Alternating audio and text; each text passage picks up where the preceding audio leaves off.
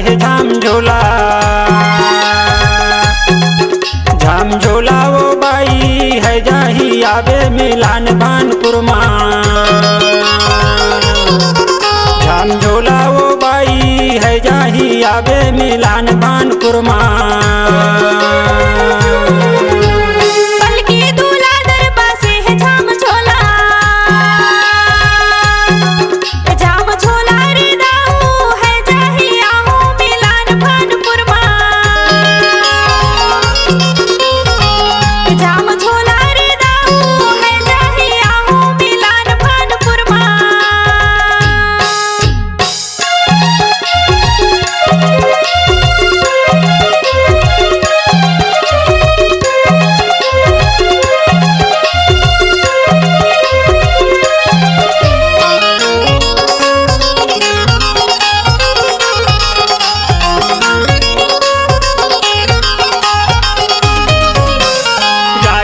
पूरन कड़काई डारे नहीं दिखे तय मोला तरसाई डारे है वो जाई के पूरन कड़काई डारे नहीं दिखे तय मोला तरसाई डारे है वो पलकी दूल्हा दर बसे है झाम झोला। झाम झोला वो बाई है जाही आवे मिलान भानपुर माँ। झाम झोला वो बाई है जाही आवे मिलान भानपुर माँ।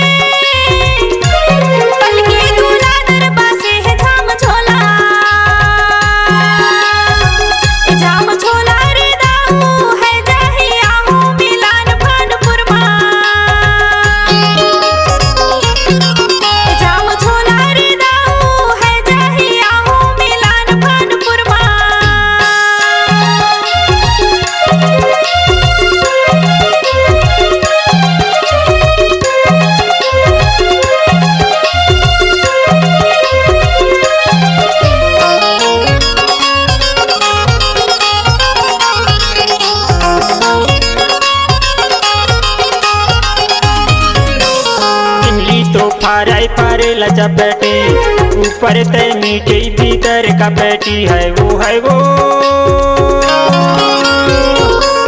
इमली तो फारे लचपेटी ऊपर ते मीठी भीतर का पेटी है वो पलकी दूल्हा दर बसे है झाम झोला।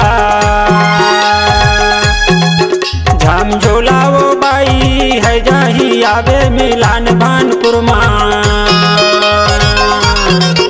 झाम झोला वो बाई है जाही आवे मिलान भानपुर माँ।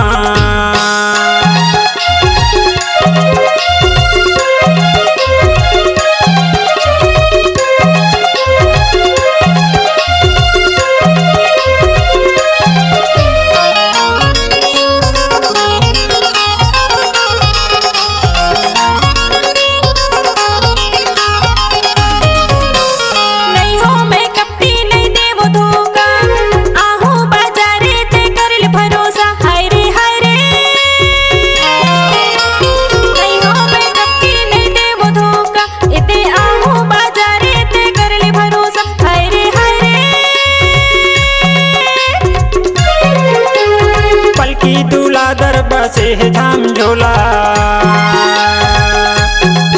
झाम झोला वो बाई है जाही आवे मिलान भानपुर माँ। झाम झोला वो बाई है जाही आवे मिलान भानपुर माँ। पलकी दूल्हा दर बसे